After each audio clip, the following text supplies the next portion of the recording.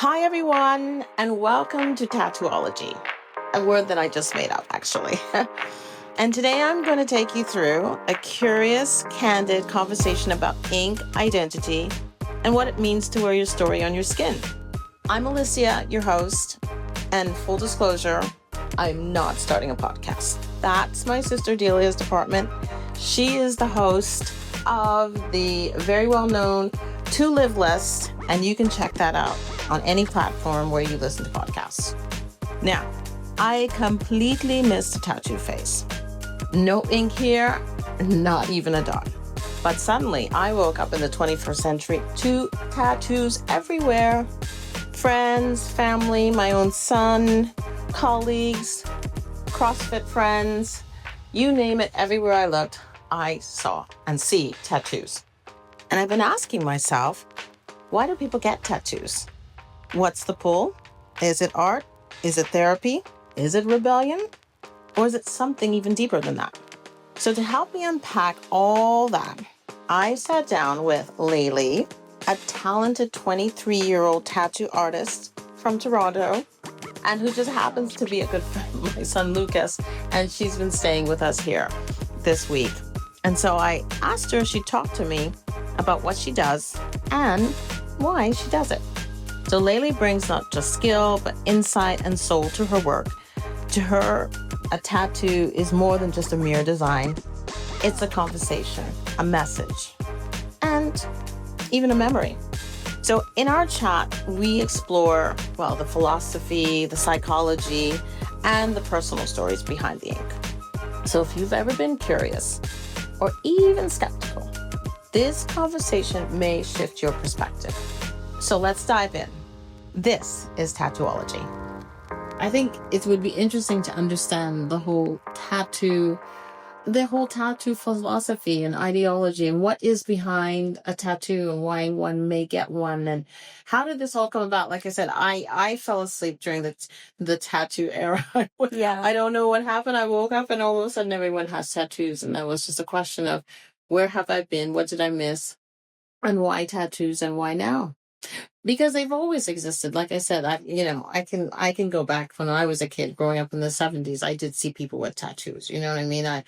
But there was sort of like a stereotypical person who had a tattoo. You got to be Popeye, big muscles and whatnot. There you were, the cool guy or the rebel kid or the rebel boy. I mean, at least that's what was portrayed in movies and whatnot. Then, of course, there was the criminality end of it, the mafioso. I don't even know if I would say mafioso, but that sort of type of person. But then, tattoos have become very mainstream. This is where I obviously was not looking, or I just didn't know that, it was being mainstream. And so this is why it's so interesting to have a conversation with somebody who's in the craft, who knows what's happening. And then I'm going to be very personal and even just ask, what brought you to become a tattoo artist? So then take it away. Okay, I'm going to give you my take, which is... the only take you can give, right? Yeah, because you can't give anybody else's take, because you're you, and I'm me. Different, so, because I'm in the probably youngest generation of tattooing, and it's kind of like a new age, and my demographic is pretty young people, like around college age and stuff, and it's a completely different world than generations that came before me in tattooing. So it's honestly different, and I've experienced both sides of it because I've worked at shops and studios with like older people who they tattoo for completely different reasons.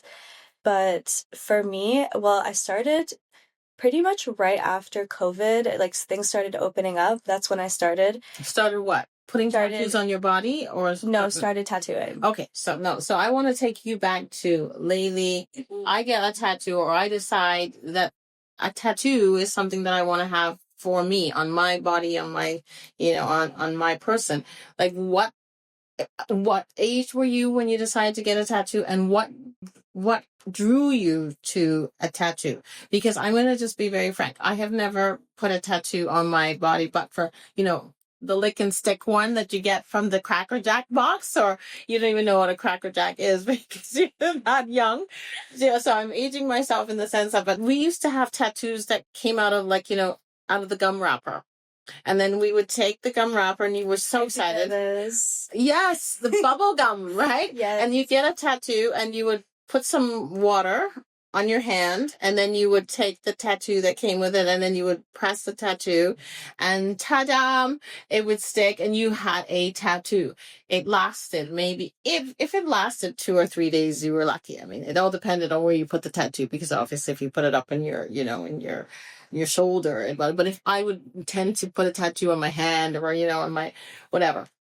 So that was the closest thing I ever got to a tattoo, besides when I moved to the Middle East, when I started to do a little bit of henna, you know what I mean? And even henna, it lasts maybe maximum a week. It's sort of like nail polish, it looks great the first couple of days, and then afterward, it's like, okay, you need to go. You need to get gone henna, or I need to get this touched up or whatever. But my point is that I never was drawn to, like, let me go to a tattoo artist and go through the catalog, because I think that's what happens. There are catalogs and you can pick tattoos, right?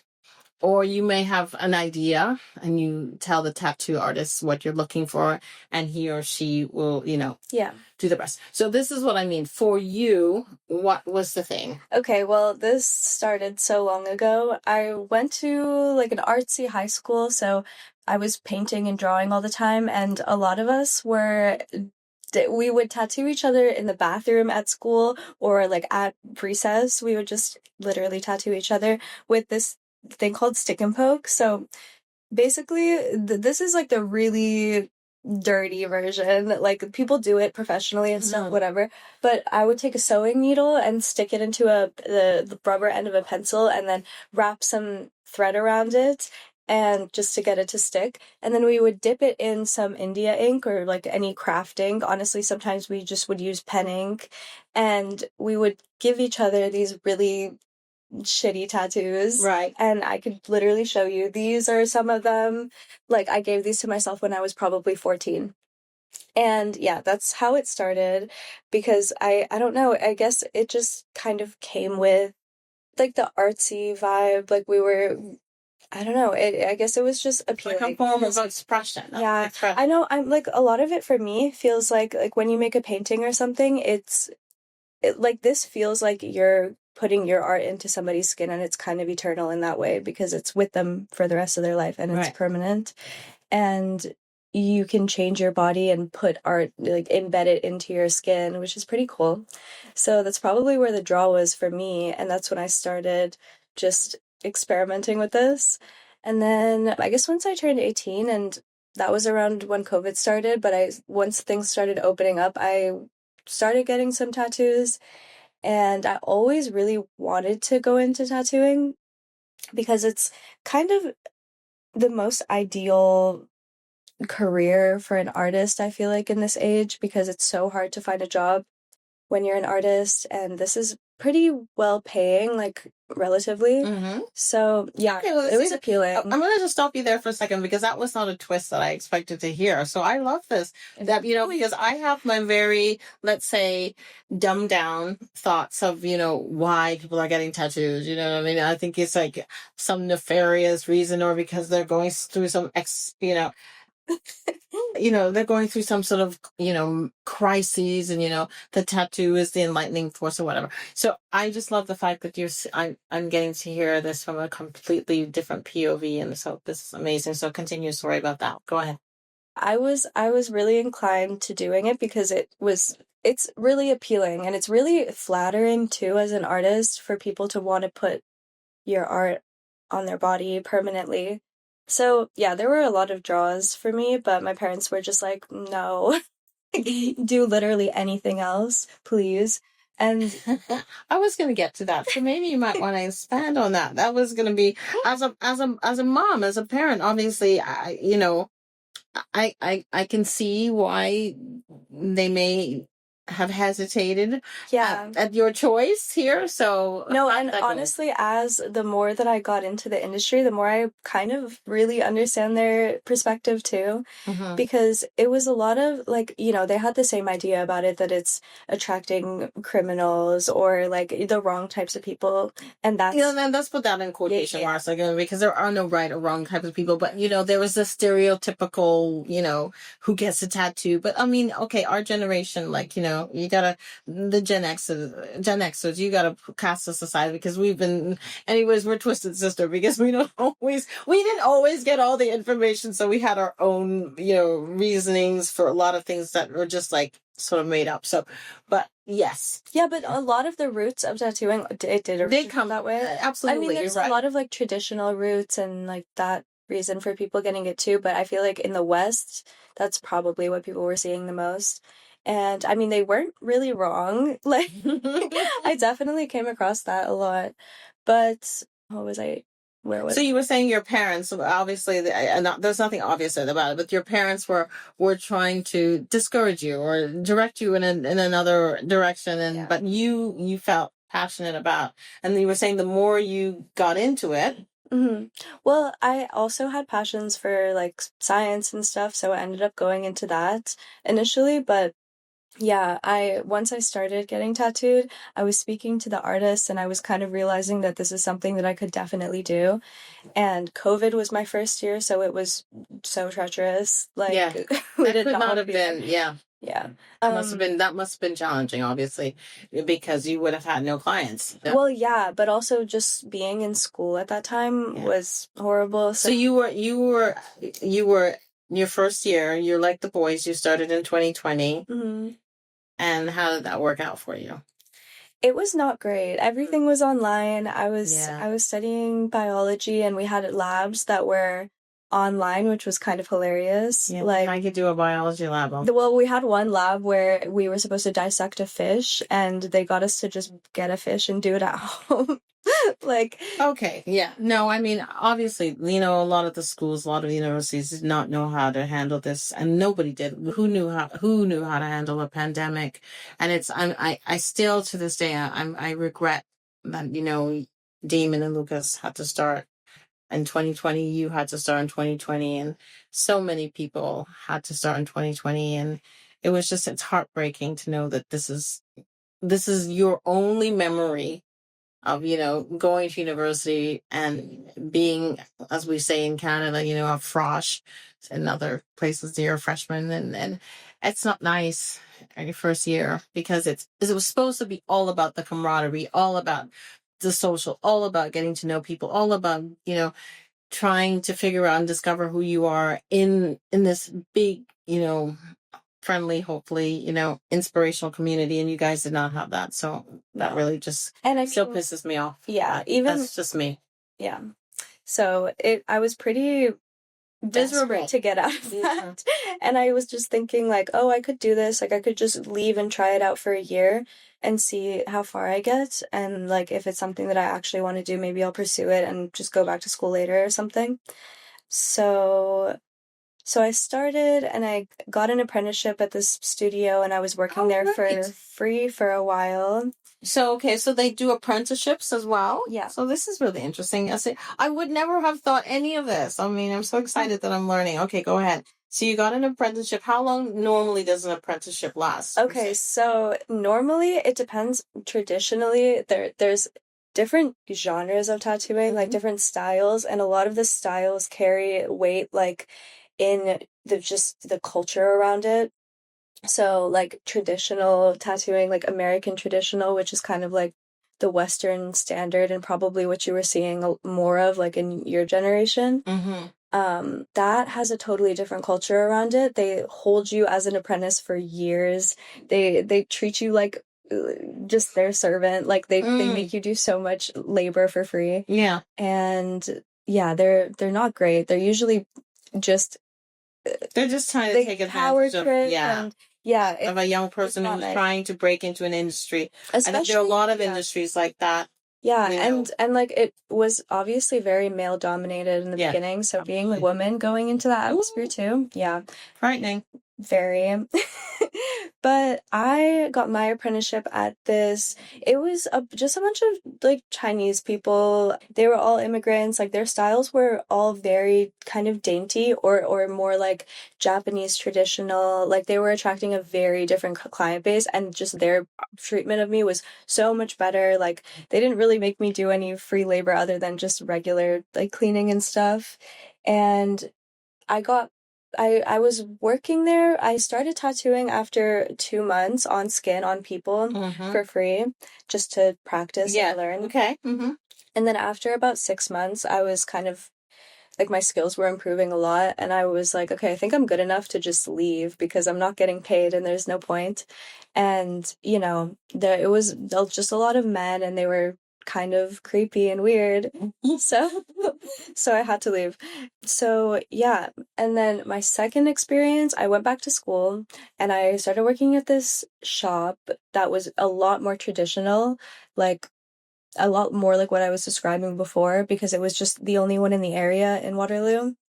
And that one was horrific. Like that one was probably my first experience with like the evil side of the industry. Okay. Like they were just doing really sketchy things in the back, and they were. And so let me just stop you there for a second. And you don't have to get into all of this. Okay, that's good. But when we say the evil side of the industry, like what do you actually mean by the evil side of the industry? Because look, I think you're absolutely right, because there are there is the light and then there's the evil, and I think in every industry there is that. I mean, we are seeing that in the film industry, whatever. There's always the dark side. The dark side. What are we poisoning people? Are we what are we doing? Like, I mean, I guess just more like the criminal side and pretty poor treatment of the artists and stuff. Like the criminality. Okay. Yeah. So they were a drug front, basically. Yeah. Okay. So there you go. So that was what I'm looking for. So what are I mean, we have that in the restaurant industry. You have that in so many industries. Yeah, like, I mean, but you've got a storefront, but really what they're selling isn't really what they're selling behind. It's just so easy to hide it in tattooing because it's mainly cash transactions. Yeah.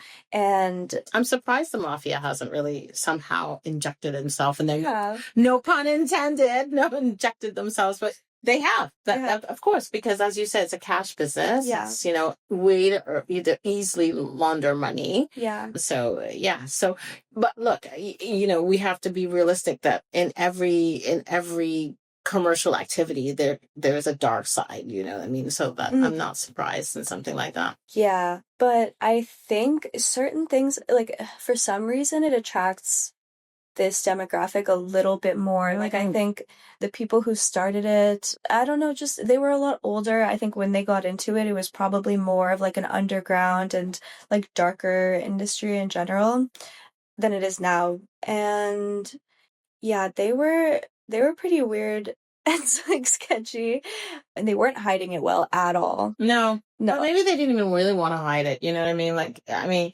maybe it was even a badge of honor to a certain degree, to have and to be able to work in that way or whatever, in that manner. Okay, so that's how you got started, and then you went off on your own. Mm-hmm. And then I traveled a little bit, and one of the best, I feel like this is all over the place because it's so, like, the way that I went about it, I'm very, like, sporadic. I feel like I move around a lot, especially when I'm uncomfortable in a situation. Like, I just have to flee immediately.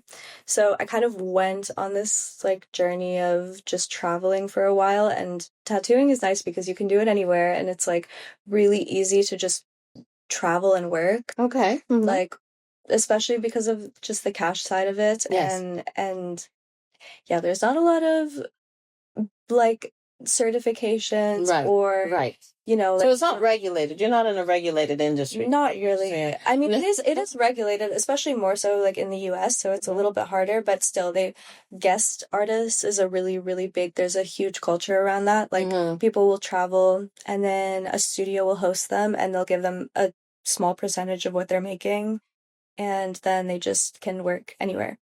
Okay. Interesting. So I noticed you've got a lot of tattoos. So where did you like start with your tattooing on your person, on your body? Like, did we just start with a little tattoo on the hand, Do you or? want to see my first tattoo? Sure. Okay. Okay, it's this one. Wow. Okay, but that's okay. So just for people who, of course, will be listening to this one, will see it's very cute. It's a baby, It's like a Kewpie a baby, cute baby, right? but it's kind of a centipede. Like it has Yeah, 6 arms. 6 arms, yeah. Yeah. But okay, so what would make you decide you want to put that on your Okay, arm? so this is like kind of where you get into the newer generation, like the new age of tattooing. Mm-hmm. People aren't really like, there used to be kind of a huge culture of going in with this big idea and having like a really deep meaning behind it. Yeah. And you go work with an artist to create your vision. And it's like, I don't know, people usually embed a lot of meaning into it. And the newer age of like kind of ignorant styles, or like people don't really think about it. It's more about imagery. It's more about just like visuals. Like it's not really meaningful. It's kind of just became about the art. I mean, obviously this one is stupid. I was very COVID brained. Okay. And that was another huge part of it. Like Right. after COVID, Right. there was this huge explosion of tattooing because Really? people were so cooped up and like Yeah. unable to do anything.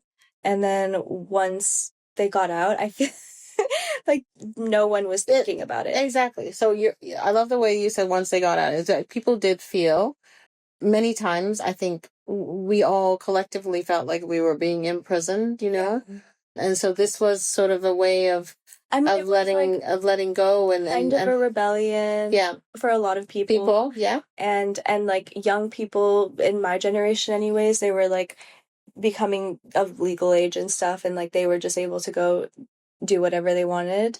And there was just a huge explosion. Like it became so mainstream, like every type of person would get it. There were like really dainty fine tattoos for people who don't really want tattoos. Right. Like I feel like it became so trendy that even people who would never get a tattoo just got a tattoo because it's trendy. Right. And it was like the tiniest little like single needle like fine thing that you've ever seen.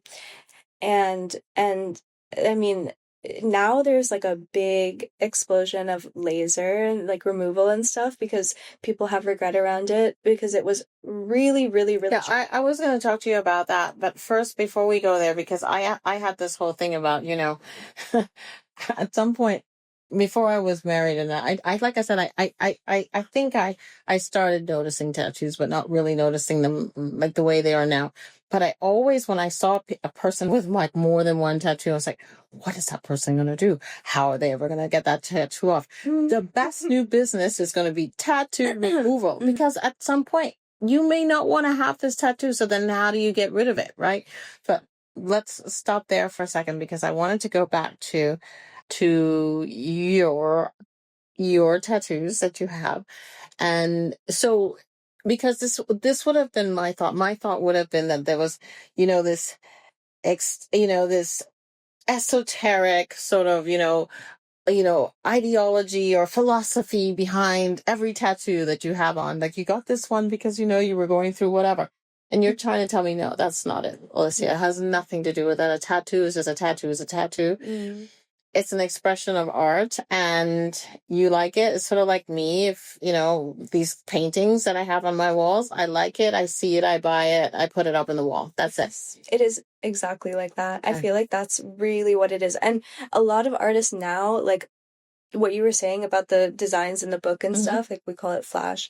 That's a huge thing. Like I don't really even have people coming to me with ideas anymore. I mostly just put out designs that I want to do, and then people will pick one and get the it. designs that you want to do. That's very interesting. Yeah. That you put out designs that you want to do. Well, like, I mean, there's so like, okay, wait, let me answer your first question. Okay. So for me, it's a lot like, because I'm a tattoo artist now, that we do a lot of trading like in the industry. I feel like when you come across an artist that you like you give each other work and you trade, and that's a huge part of it. Like just the experience, like especially when I travel, I like to do that. Like I'll give one of an artist that I like their work, I'll give them something and then they'll give me something back. And it's more of like the experience and the memory, and obviously just like the artwork that you like. and it's not so much about the meaning behind it really anymore. Okay.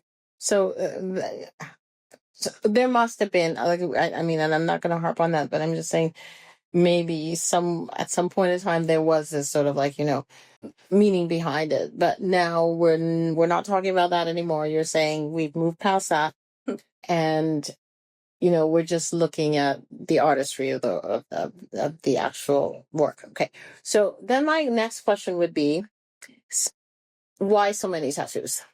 And why tattoos everywhere? Like I'm talking, like, I've seen people, I don't know if they have any more skin left, for them to put a tattoo on. And how do you deal with that? Like, how do you get through? No, I can't we, because I'm making it so personal. It's not about me. I'm sorry, but how do you, how do you move through that? Like, what are you thinking? Well, I think there's a big like addiction component to it. Like there's an adrenaline, like there's some like serotonin release or something when dopamine.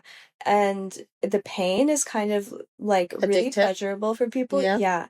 So I think I noticed this when I started tattooing. Like, I'll have a lot of repeat people, or like once I give somebody their first tattoo, they're already thinking about the second, because it's kind of addictive. Like, people kind of get addicted to the pain and like just the experience of going through it with an artist, and putting something new on your body. Like, I feel like body modification is a huge thing now, especially like, I don't know, surgeries are so big, and like people want to alter their appearance, and it's also just like an aesthetic choice. Right. So let's talk a little bit more about the addiction part of it and the pain, because I can tell you, like, I tried to get, like, I did once, like, this, like, it's called in French, so microblading. Yeah. Microblading. Yes, a microblading. And maybe if she had said it to me like microblading, I would have picked up on the fact that, the woman was going to actually use a blade. Like, I mean, I did not. I did that did not compute. So, like, let me tell you, like, all I wanted was, like, these, like, flash eyelashes, or whatever the kids would say today, like, these slay. They look so amazing. And I just wanted them to, like, and so I go in there. Thank God my daughter came with me. Oh, I mean, she nearly peed up herself laughing the whole time. Like, she had to figure out how she was just going to sit there. And then you'll meet Mar, and she'll just like, because, like, the woman I think she put some form of, the same sort of cream that we use. Numbing cream? Sorry? Was it numbing cream? Yeah, numbing cream, but not much. Like, I mean, I would have expected, like, I would have wanted my whole face to go frozen, just like when you go to the dentist and okay, because I don't want to feel anything, because I don't want to feel no blade on my skin. Listen, let me tell you, by the time she finished the one eyebrow, I was ready to leave. I was like, you know what? We do not need to do the second one. I ain't going through this thing. But of course, she did one size. I was like, lady, you got to be kidding me. So so when this whole procedure was done, I mean, I literally, like, I did see that it was really tattooing that she was doing. You know what I mean? She was, sticking a needle in, into the eyebrow, and girl, I tell you. Anyway, my point there was that was a one and done in my life, never to be repeated again. And so when I come back, because it's the same esthetician that I go to, it's a whole aesthetic salon. So it's not that I'm going only to do like eyebrows. I go and do my, my this, that, and the other.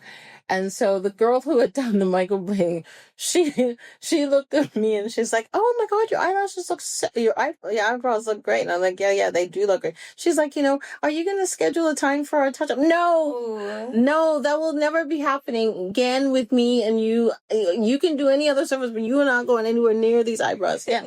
So I don't know how the people are getting through all of this pain. It's so different though. Okay. Like, honestly, oh Lord, okay, face things, horrific. Like, I have really big sensitivities to like certain types of pain. Like, I hate hair removal. I feel like this is similar. Like, things to your face, especially microblading, they just cut your skin. Like, it's not even with a needle. I'm pretty sure they go in with that micro blade and literally like cuts into it, and then the ink is. And then they do something. Honestly, I don't really know. I mean, let's not even go there because I'm about to faint. Pass out. Yeah, exactly. Okay, I can't even imagine. Like, my brain did not compute. Like, I did not see this coming. Literally did not see this coming. That sounds horrific. And with tattooing, like, the pain is pretty moderate. I feel like it totally depends on the location. Like, face, I don't rock with that at all. And then there are some parts of my body that I've gotten tattooed that are so painful, like, so, yeah, just like a completely different experience. Like, an arm tattoo is not like a stomach tattoo or a rib tattoo. And yeah, I don't know. My worst tattoo was in like my knee ditch. And when she was doing it, I had to like put myself in a meditative state and just like completely dissociate because it was so. Yeah, I was like supposed to get the other one in the same day. You were like, no, I'm actually okay. Yeah, you're good. You're good. Okay, so I'm happy to hear that you have a level of tolerance as well. It's just not me. I mean, okay, I mean, I think my tolerance is a lot higher than the average person because I don't think that they're painful generally. But yeah, there are some that are pretty bad. Like really pretty bad that people don't even bother to try because it's just not.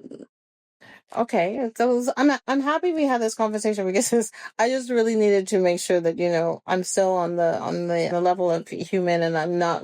You guys, I just thought maybe we're super bionic. Like masochistic. No, not masochistic. I never would have gone there with masochistic. Well, there's a lot of masochism. I feel like that you deal with. Like, yeah, it's probably. I'm sure. Again, when we go to that other end of the spectrum, right? But I'm just saying, for me, it's just my tolerance level is not there, for that sort of thing. But maybe for something else. I mean, you were just talking about hair removal, and I will go and get my hair. Oh my God. You know what I mean? And so for some people, that would be like, whoa, I can't deal with that. But okay, Middle Eastern, like, or you do the threading. There's so we do, human beings, we do a lot of very painful things to ourselves. So there's no doubt about that. So yes, we can go on with that. But let's just go right back and circle back quickly to now. So you get all these tattoos. I want to talk economics about it. Then I'll talk about tattoo removal, and then we can close. So the economics of this are good, bad, in between. Like, how we're doing. Okay. So, well, I live in Toronto, so everybody's it's pretty rough right now. Like, when I started during COVID, it was really booming. Boom, boom, boom. Yeah. Like, it was super good. There was always work. People that I knew that were established artists were booked out like 6 months in advance. That's not. So people would wait 6 months to get a tattoo? Yes. With a certain artist? Yes. Because you see, okay, so now I'm starting to understand this more. It's not just I walk into a tattoo shop, I see a tattoo, and I have this like idea. I wake up today, I want to get a tattoo. People have research. They're doing their due diligence. They're looking. Social media is also like made a huge shift in the industry because it's not about shops anymore. It's like about exposure through social media. Right. So, yeah. So do you have your own brand? Like, do people know Laila? Like, okay, she does X type of, artistry work. You have like an Instagram account. Do you have things like that to show people what you're doing? Yeah. So, this is really, it's entrepreneurial in itself. Okay. Yeah. And usually people will kind of establish themselves in like a certain style. And, there's a lot of marketing through like social media and stuff. So that's how you reach people now. And so people will like, I don't know, really connect with like a certain artist or style or something and then want to wait to book with them because that's what they want. You want their art on your body. You want their art on your body. And this is really interesting because you've really personalized this for me because I can honestly tell you that this is not how I saw tattooing like half an hour ago when we started this conversation, because I would have just thought it has nothing to do with art on the body. In the sense that it's like me saying to Picasso, had he still lived, and I was like, that I want you to put, one of your paintings on my body. You know what I mean? Or Monet or whatever.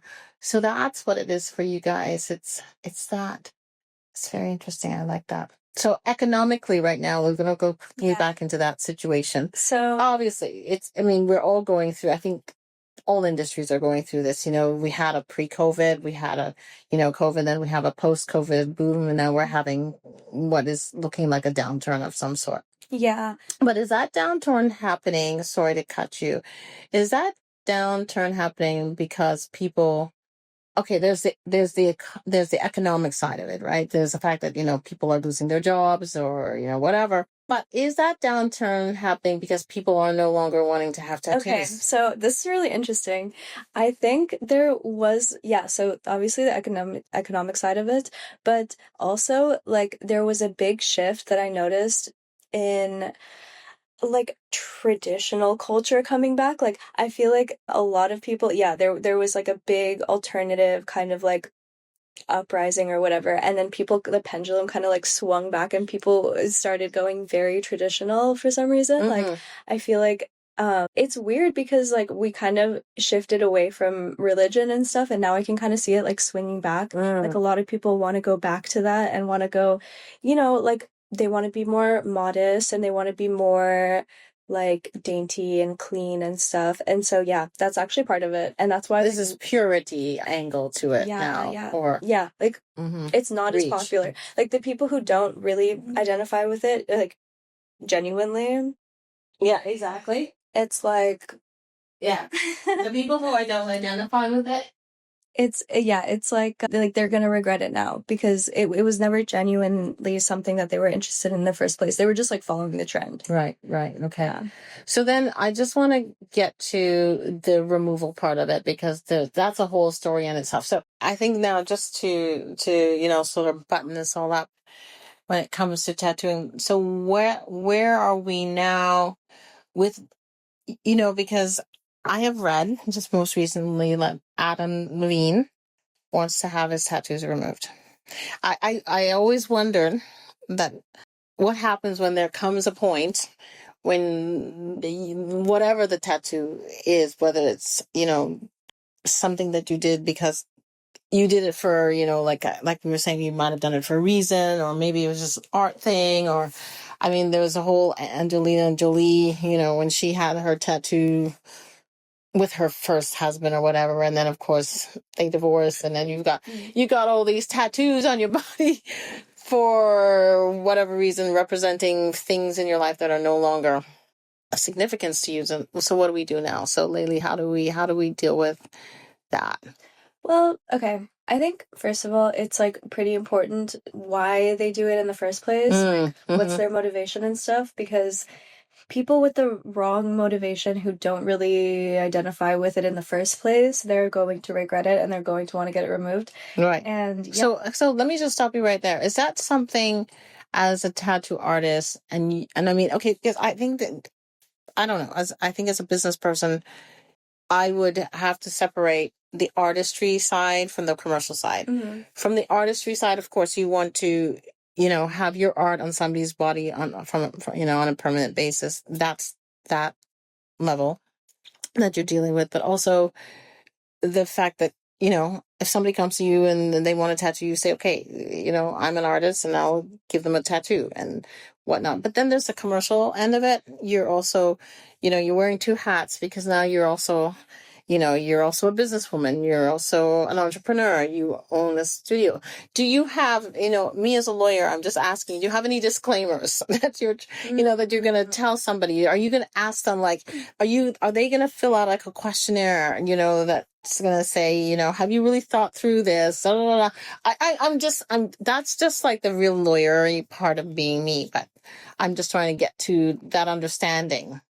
Well, like, we cover ourselves with waivers and stuff just in case something goes Disclaimers wrong. and waivers and but that's that's because if you all of a sudden tell them that you're going to draw a moon and you draw a star, or if an infection or something. Exactly. I'm talking about, do you get to the psychological, what we were just talking about? I'm calling this tattoo-ology. Like, I mean, do you get to the part where the person comes there? They may not have thought it through, and it's like an impulse thing, and they get this tattoo, and then like you just said, they regret it. Not immediately, but at some point down the line. I mean, it might take 2 weeks, it might take 2 years, it might take 20 years. I don't know, but I'm just saying, are you not cognizant of that, but is that something that is in your consciousness when you're doing this or before you even start doing it, to ask those questions, or do we not ask? It depends. Like, I've had requests from people that are, I'm like, I just know you're going to regret this. And sometimes I'll turn them away. But also there's, a level of personal responsibility and absolutely. A duty of care, as we say in the law, Yeah, like most of the time like regret happens and it does kind of weigh on your consciousness to think that you made a permanent alteration to someone's body and now they hate it and they're stuck with it. But it's kind of inevitable, I feel, because you can't really assess people's psyche in the moment. And like, at the end of the day, we have to make our money. And like, there will be some requests that I'm like, I cannot in like good faith put that on you. But I don't know. It is something that we think about for sure. Like, I know a lot of artists who kind of got to a point in their career where they feel like they even feel like some kind of remorse or something for like altering people's body and them regretting it. And, it's just, it kind of weighs on your consciousness because it's like you did that to a person. But also, at the end of the day, they asked for it. I mean, it's a choice, right? Yeah. It's a person's choice. They thought about it. They saved up for it. They paid for it. Right. It's not cheap. No, it does not come cheap. Absolutely. But I'm just also saying that at the end of the day, people make choices, and even when not making a choice is also a choice, right? So even if, let's say, they feel that they were pushed into it, not by you, but by somebody else, so the choice was that they decided to go with that other person's, And that's why like trends are kind of dangerous in tattooing, because people will follow them and they don't even really like the trend. Right. Yeah, exactly. So, but you said something that really has resonated with me, because you said permanent alteration to someone's skin. Like, so maybe just my naivete, but like, so how permanent are we talking about? Permanent? It's permanent. And I think people don't really think it's permanent. That's my parents, they see my tattoos and they're like, "Ugh, like, when are you gonna erase these?" Yeah. Like, well, it's not going anywhere. It's not going anywhere. Okay, so this is what I also wanted to make sure that I understood, because I am the lick and stick generation. You put the water on, you stick it, it comes off, right? But there's no coming off. So when you do this, it is there. It's permanent. And because laser is an option, I feel like people don't think about it. But laser is not really an option for most tattoos. Like, it can erase very fine things, but like there will always be remnants. That's right. Exactly. And most of the time, people do tattoo removal now because they want to fade a design and then put something new on top of it. Right. Exactly. But if you have something big and bold and dark, or something with color, like, that's not coming off. That's not coming. That's not going anywhere. If it does, it will scar. Like, exactly. It's horrible. You're burning a layer of your skin off. It's so painful. It's like, you thought it was painful getting the tattoo, but now even to remove, it's more. Okay, that's what I wanted to. I didn't want to hear. That's what I wanted to hear. Is what I was gonna. No, that's actually not what I wanted to hear. But that is what this is what I anticipated hearing. No, people should definitely go into it thinking that it's going to be on them forever, because laser is. I mean, I'm sure maybe the technology will improve and stuff, but why would you put yourself, like, I've seen people get it and their skin is like blistering for days. Like, it does not look nice. It's so expensive. It takes like years to remove. Yeah. Exactly. Yeah, not fun. I wouldn't go into it thinking that so you need to go into this knowing you really that it is permanent. There is no erasing this. It is, like you just said, it's permanent altercation of your skin, and that's it. Yeah. Also, a really interesting, like, new trend that kind of came about is people will regret their tattoos and then they want to cover them. And so, like, you'll see people with entire, just like, blackouts. Like, they'll just completely black their arm out or something. Like, what do you mean? How does one black one's arm out? Because I know that now there's some makeups that you can get that you can just, like, put over the tattoo. But I mean, it's not permanent. It's just like, the makeup just covers the tattoo. Like, they take just black ink and just black out. Yeah. Oh, so okay. and it's kind of like, But I mean, but you have black ink from, let's say, from your, from your wrist to your elbow or something. I'm just using that as an example. So then that part of your skin would just be black. Yes. So it is, like using the white out on a piece of paper and you just white it out. Sure. Okay. But, it's black. No, but in this case, it's black. Yeah. Okay. Yeah. Interesting. Well, look, I mean, yeah, I don't know what to say, because at the end of the day, if somebody wants to get rid of something permanent, then there are not very many avenues for them to take. So this blackout doesn't, it is what it is. I mean, I did hear about the laser, and I know laser comes, it's extremely expensive. Yeah. It is. Oh, also another interesting thing is like laser companies have been kind of collaborating with tattoo artists. So if you're a tattoo artist, I learned this, you can kind of connect with a laser studio and then get laser for yourself for free, because they're kind of saying like, oh, our industry wouldn't exist without the artists. So they will like promote your work or something and then give you laser for free. But it's interesting because it's like, they know that they're profiting off of people regretting. Right. No. I mean, I totally agree with you. I mean, this whole thing comes full circle. But listen, Laylee, this has been a wonderful conversation. I'm calling it like, I don't know what to call it. I've always wanted to know a little bit more about tattooage, as they say in French. This and the psychology and the tattoo-ology of why some people are doing this and what does it mean. I just, like I said, I definitely fell asleep at the wheel somewhere between 2000 and 2015. I did not know what was happening, and then all of a sudden I woke up to everybody having tattoos, and I was not prepared to see as many tattoos that I have seen on people's skin. And the question has always been like the why and what was the pull and the attraction. So I really do thank you for giving me a little bit of knowledge today and for opening my eyes and giving me an understanding, because I had my own thoughts about what this all meant. And now I do recognize the whole artistic angle. And I really think that that's very interesting indeed. So yeah. So good luck with tattooing. And thank you. Yeah, there's like so many more little nuances about it too. Like so much to get into, so many like subcultures in it and stuff. Yeah. But yeah.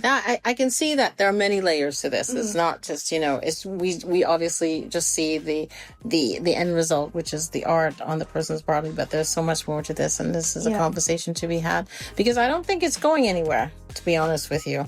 I do think that your generation, it's really here to stay. People have gravitated to it. They resonate with it, and they like it. Thank you. Thank you.